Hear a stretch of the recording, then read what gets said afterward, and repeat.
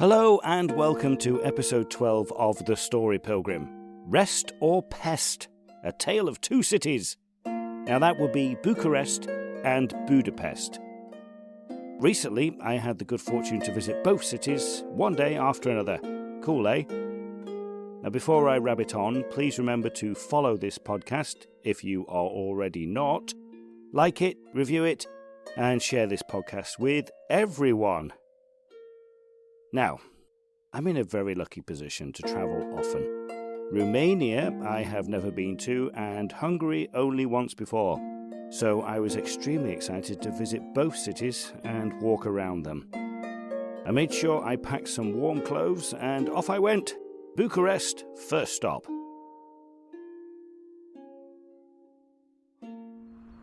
Well, good morning. Here I am in Bucharest, Romania. This evening I'll be heading off to Budapest, Hungary, via London. But I'm just out for a walk. I am down by a lake. I'm in a park. I'm not even going to attempt to pronounce the name of the park because I will just absolutely butcher it.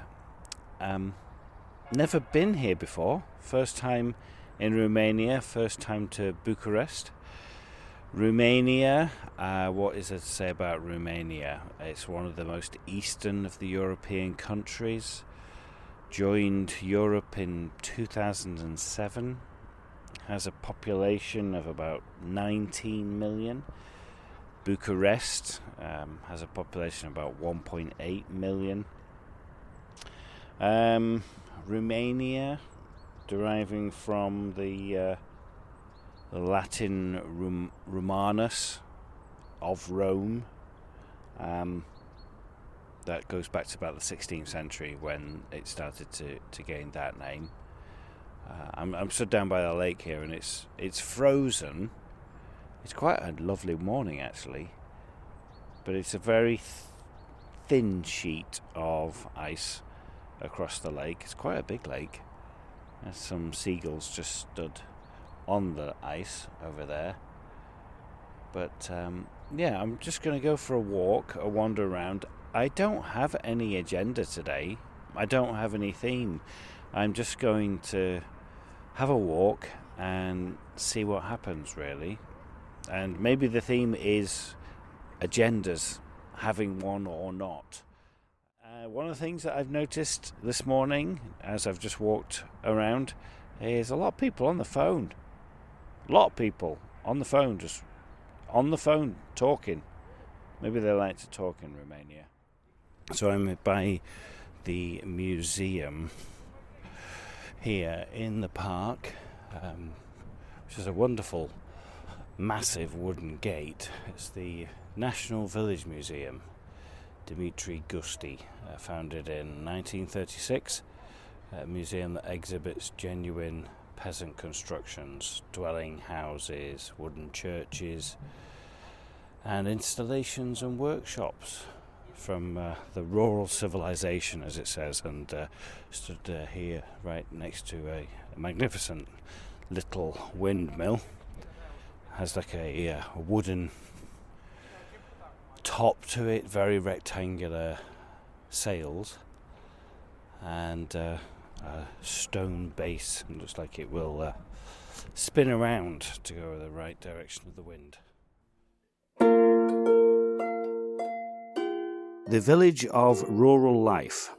It's a wonderful open-air museum dating back to 1936. There's about 70 original houses from all over Romania, each house having been completely taken apart piece by piece, transported to Bucharest, and then reassembled. Now, did I or did I not have a theme for today? As I'm thinking about not having an agenda, I'm reminded of that little joke that said, if you want to make God laugh, then make a plan. So many times, or how many times in my life, in your life, have you made a plan and it's completely gone to pot? I guess a plan and an agenda are maybe slightly different things. You know, an agenda is a want, isn't it? Is something that you want to achieve. I mean, it's used in quite a negative way sometimes, isn't it? How, well, that person has an agenda. Whereas a plan, you can sit down and move from one thing to another.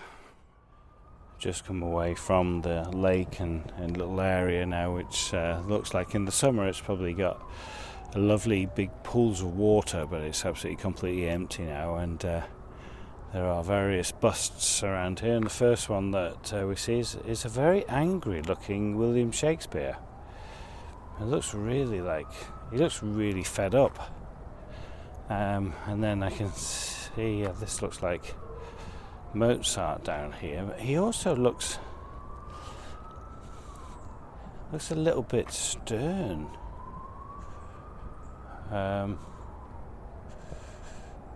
Oh, actually, no, my mistake. That's not Mozart, that's Beethoven. But he still looks really, he looks upset, actually. Looks like, he looks kind of upset and fed up. Whereas, Shakespeare looks a bit just really angry. There's a couple more over here. Let's go and see who's over here and see how they're doing. There's a statue of a woman over there. She's just given up. She's just lying down, just absolutely fed up. Yeah. Alright, so over here we've got Tolstoy, and he looks alright. Yeah, he looks actually quite relaxed. Yeah, he's got good positioning of his shoulders.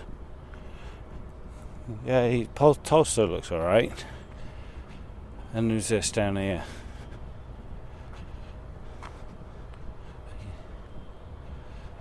Victor Hugo. Yeah, Victor's looking. Yeah, he looks okay. Maybe it's just that side of the park that Beethoven and Shakespeare weren't happy being over there. Victor Hugo looks pretty happy. Well, there's more. They're all over the place. Clearly, Shakespeare and Beethoven were not having a good time in Bucharest. I, however, was.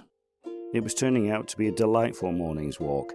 As I walked, as usual, my mind started to wander, and certain memories came to light. For some reason, I'm reminded of a story from when I was on the Camino back in 2017 when I was walking doing the play. And quite early on, I'd meet people and they were like, oh, there's another actor on the actual Camino. He's not doing a play, he's on there. He was a couple of days ahead of me. And have you met Thomas, the actor? And I obviously hadn't. Anyway, I get into Burgos, and one of the other friends that I had made who'd gone ahead of me, Catherine, as I'm walking into Burgos, I see Catherine, and she comes running towards me, and she's like, I found Thomas. So anyway, Thomas was resting up in Burgos because he had really hurt his feet and just needed to just take it easy for a few days. And we all went out that evening. There was quite a group of us, and Thomas was telling us how he was really struggling the last few days coming into Burgos because of his feet. But the day that you walk into Burgos, you go through it's quite a tedious area. There's not much to see. It's very boring when you think about like landscape. It's just basically a huge big pine forest that you walk through for quite a long time. But it was extremely hot. It was really hot. And he said he was really struggling. He didn't have any water with him. And he started hallucinating. And he said at one point he walked along and he saw this person sat down, and next to them on the ground was this severed arm. And the person turned around, and it turned out that the person didn't have a human head. They had like an Egyptian cat head, like one of those Egyptian, you see in the hieroglyphics, that they're like in charge of everyone. He says, and this thing turned around and had blood coming from its mouth, and he just carried on walking. He just looked at him and he just carried on walking. I am in the area now where there's all up in the trees. There's like a rope course up in the trees. It's really cool. That's really fun. It's quite big as well. There's a lot to do. I'm not sure how safe it is, but as one of them has fallen down over here. But yeah, he said he saw this and just wasn't aggressive to him in any way, and he just carried on walking. And it was quite funny the way that he told that story. And then a little bit later on, we were talking about how wonderful about 3/4 of the way through this pine forest, a lady drives up there every day, and she sets up what she calls the oasis on the Camino. And she takes up free fruit and drinks, and she puts up hammocks and stuff. And it's just a really cool place just to hang out for a bit and rest. And she takes donations for watermelons and drinks and stuff, and she has ice, and it's wonderful. And we're all talking about how amazing it is that this lady does this. And as we do, Thomas's face just drops. And he sat there like looking in shock, and it's one of those moments in the conversation where everybody stops talking and we all look at Thomas, and the person said, "Thomas, are you alright?" And he's like, "That oasis on the Camino?" We're like, "Yeah." He said, "I thought I was hallucinating again, and I just walked through. I didn't stop." And that just set the table up absolutely in roars of laughter, because it's like, here he was really struggling, really could do with the rest and some drinks and stuff, and he thought he was hallucinating, so he just walked straight past it. There's a little Arc de Triomphe here. Well, I say little, I've never actually been to Paris, so I don't know how big the actual Arc de Triomphe is. I mean, it could be the same size. I mean, that's pretty big. Yeah, it's about 3 or 4, maybe even 5 stories high, and it is in the middle of a roundabout. I'll take a picture. I will be blogging about this, so I'll pop this picture on the blog. You can have a look at this. But yeah, well, the other corner that I've just walked from was the roundabout. It was called the Charles de Gaulle. So I mean, yeah, that is pretty big. So I don't know how big it is compared to the actual Arc de Triomphe, but there it is.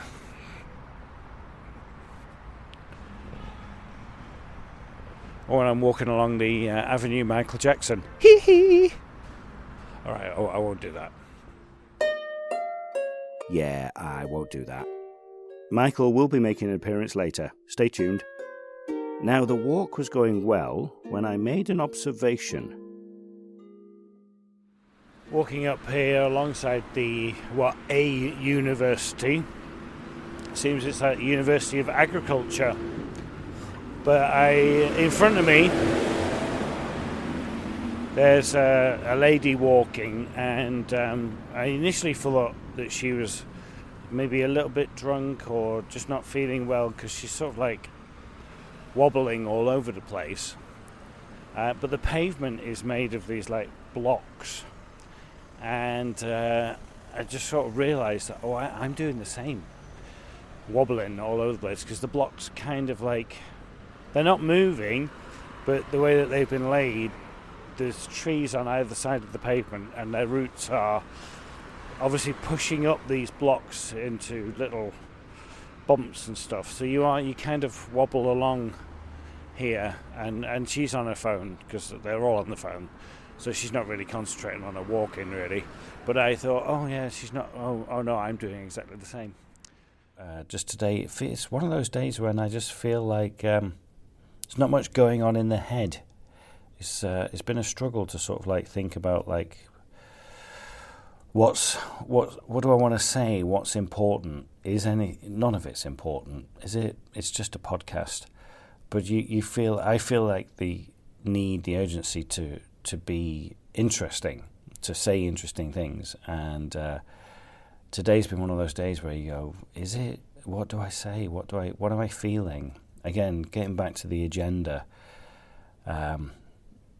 didn't really have one today, and I kind of feel a little bit lost and a little bit disappointed in myself for not really having anything like that. But sometimes that's just the way life is, isn't it? It's just the way that days go. You can't always have a big purpose. In the grand scheme of things you do, but like on a day-to-day basis, sometimes it's just good just to take it all in and just to be a part of this thing. Not much going on in the head. Be a part of this thing. You know, I have such a way with words. Makes me smile. Don't know about you, but if you can't laugh at yourself, then I had a gorgeous day in Bucharest, but it soon became time to head back to London and then on to Hungary and Budapest. Rest done, let's do Pest. Well, good morning. Here I am in Budapest. I'm walking along the river at the moment, the River Danube, and before I get into a little bit of stuff, I just come across a art installation, a memorial to the Jews that were deported, thrown out from here, and it's just a load of shoes, just a lot of shoes all pointing towards the Danube. It's extremely poignant. A lot of them, some of the shoes are worn, are got holes in them, and they're all pairs, which is really interesting as well. But there's a line along here, about 50 yards of just these shoes pointing at the Danube. So I'm walking up alongside the Danube, going up river, and we're coming up to the Parliament. And I'll tell you a little bit more, or I'll think a little bit more about what we got. Hungary. Here we are. We were in Romania yesterday. Hungary became a member of the EU in 2004. Population of about 9.7 million, so a little bit less than Romania. And I'm in Budapest, and what I didn't realise is Budapest is a city made up of three cities, so Old Buda, and Pest, and was amalgamated, and you get Budapest. There's a massive big chunk of wood, actually, it's a tree floating down the Danube here. The Danube is massive, it's very, very strong. We'll check in later, find out some more facts, head off to the Christmas market, and talk about agendas again. So up by the Parliament now, and I didn't say at the Parliament we're on the Pest side of the Danube. And this Parliament building is massive. It is the largest building in Hungary. It was groundbreaking in 1885 and dedicated or finished in 1904. Sort of fits in with the Austro-Hungarian Empire, which sort of goes from 1864, I think, to about 1918. It's massive, it's beautiful. It actually kind of looks like a church in a way. It's got a beautiful dome in the centre and all these turrets and minuets all the way around it. Just sort of looking at the history of Hungary. Joined NATO in 1999. As I said, part of the EU in 2004, but they don't use the euro here. That's not part of it. The same as in Romania, the euro wasn't a thing. It's the RON over there. So yeah, absolutely stunning, beautiful building. That memorial, the shoes, was poignant, a fitting, memorable tribute to people who should not be forgotten. The Parliament building is impressive, a testament to the thought and care put into developing Budapest. It was time to find the Christmas market.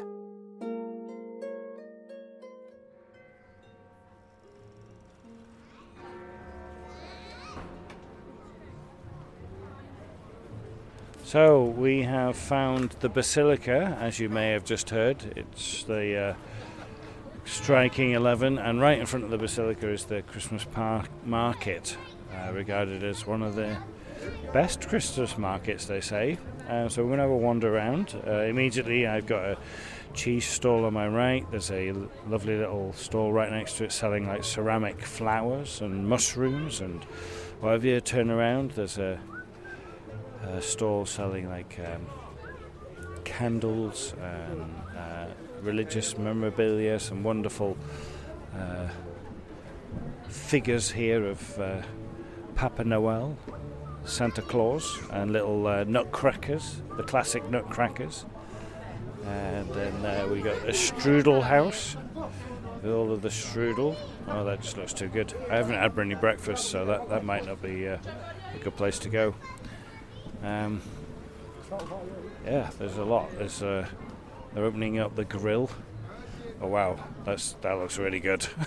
So it's just a buffet of massive big sausage sandwich. Oh, that looks really good. And then on the other side, it looks like exactly the same. They got the thing with Hungarian is I don't think I can like pronounce it. Like there's a big sign here. It's obviously a sign of the shop. Kelemez une piquet kivarn a shizavernsajayatik. Yeah, just absolutely. There's just no way I'm getting that. No way at all. But those sausage sandwiches do look amazing. By a store here that does what they call traditional chimney cakes, which like a chimney, and then in the middle you've got chocolate or cinnamon or lots of hazelnut, lots of different fillings, mousse that you can put in it. So it's a nice little delicacy. And there's another little stall here with some ceramic Christmas trees, which are really cute. So I have stopped to have a bite to eat, and I've got myself a hot punch, fruit punch, without alcohol, obviously, and a grill dog. And this, I'm going to take a picture of it and probably put it on the blog. It's basically a whole baguette and at least a foot-long sausage with mustard. It's massive. I don't think I'll ever have to eat this side of Christmas again. So yeah, we'll tuck in and see how this is. Please check out our blog on our website, www.thestorypilgrim.com/blog.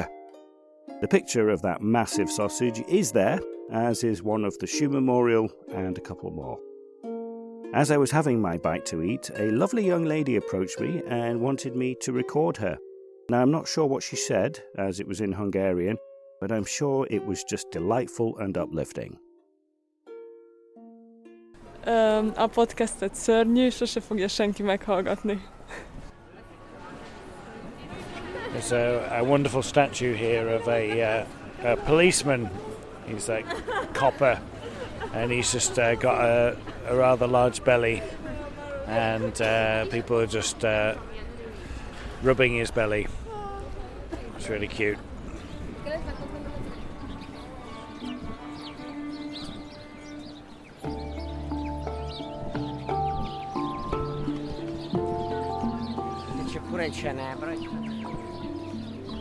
You can probably hear I'm next to the Christmas tree, in Vörösmarty Square, and it's just got like a load of sparrows in it, just chirping away. I thought somebody was selling like a sparrowy call, but no, that's actually loads of sparrows just sat in the oh no, actually no, there is a guy here with a bird call as well, but it was the maybe that's why all the sparrows are there, because this guy's selling his bird call.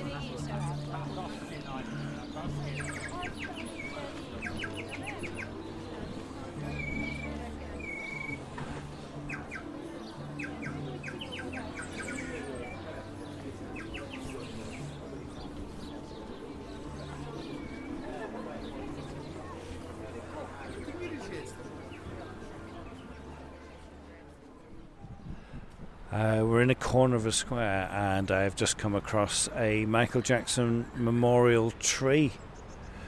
It's a tree, and there's lots of pictures of Michael Jackson at various stages in his life, wrapped around the tree with flowers and ribbons and what have you. Yeah, so there, and a place for you to sit and have a look at it. Maybe more cities need a Michael Jackson memorial tree. Me and Michael Jackson had the same birthday. Just throw that out there. Oh, I still have it. I mean, he doesn't celebrate it anymore, does he?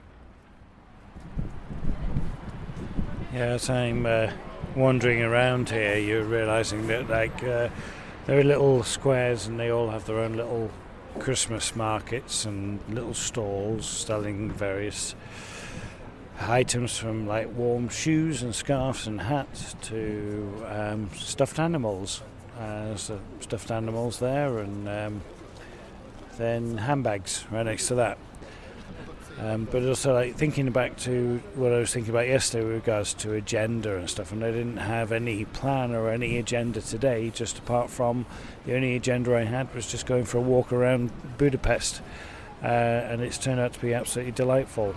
Really enjoying the festivities, and it's a very beautiful city. I mean, I've only walked around Pest on the south side so far, and it's very organised, nice wide streets. It's very clean, and it seems to be well restored. You know, it seems to be a lot of looking after the buildings and the streets.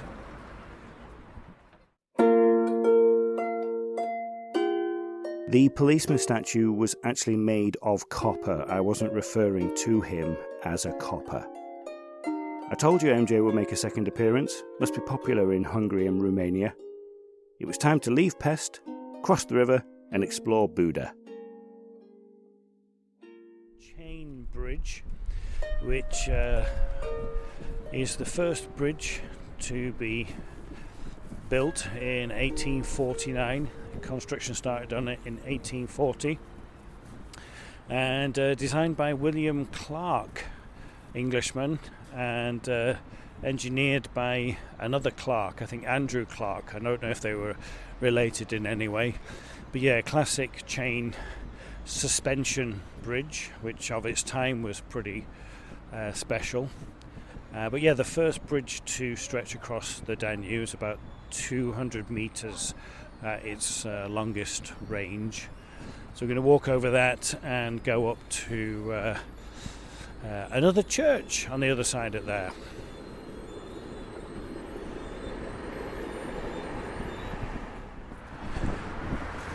As we're getting across the other side, you can see it's quite hilly. It's like there's a couple of hills on the other side here at Buda. There is a tunnel going right through the hill as you get the other side of the bridge, and there's a little like tramway car that can take you up the hill, which is quite cute. One up, one down.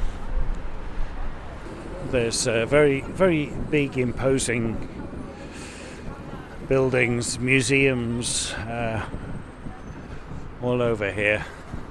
A nice mix of modern and old. We've got the Clark Hotel here, which is just a very modern building right next to much older buildings, but fits in really well, really nice.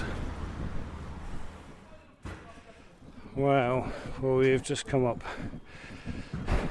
to the top of the hill on the other side of the river, and we're at Buda. We get a stunning view.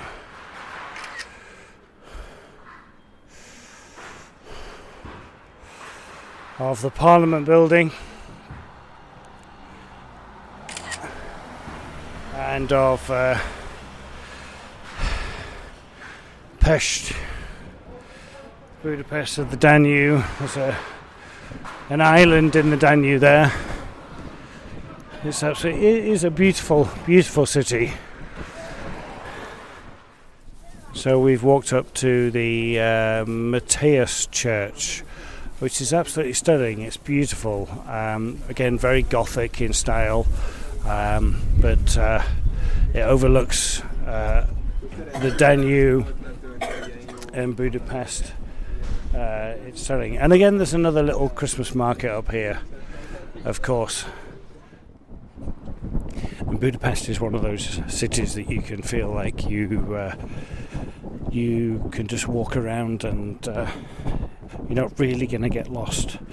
You're going to be able to find either a point of reference or an alleyway or a stairway that's going to take you in the general direction of where you kind of want to go, which is kind of going back to the agenda thing. I think agenda has more of a stronger word for me than a plan. But like these last 2 days, I didn't really have any plan, any agenda really, apart from the only agenda really was just getting to experience the two cities. And that's pretty much what I have done. More so in Budapest, one, because I have more time, and the place we're staying at is more central, so it's easier to get to all of the good stuff, so to speak. But yeah, very, very lucky, and I do like trips or days like that when I don't really have a plan. I would say the majority of my life is planned. I do have an agenda, whether it's regarding my career, my health, my relationships with my family, all of those things that lead to the busyness of life. But yeah, thoroughly enjoying having no agenda, no plan here in Budapest. As you can probably tell, the wind was getting up there towards the end. Rest or Pest? Well, both were equally alluring, for very different reasons. Eastern Europe has always intrigued me, and I certainly will be back. As for having an agenda, advocates would assert that having a clear agenda fosters efficiency and goal achievement, while opponents argue for the merits of spontaneity and adaptability. Ultimately, the choice hinges on an individual, your preferences, and the specific context, with neither option universally superior. I love my time in Bucharest and Budapest, and I most certainly will be back. Please remember to follow, like, and share this podcast, even if you please could just give it a review. It really helps. Thank you. The Story Pung was written and produced by Darren Hill. Original music by the amazing Anya Backer. Please find us on social media. We're all over the place. Until next time, keep listening, and buen camino.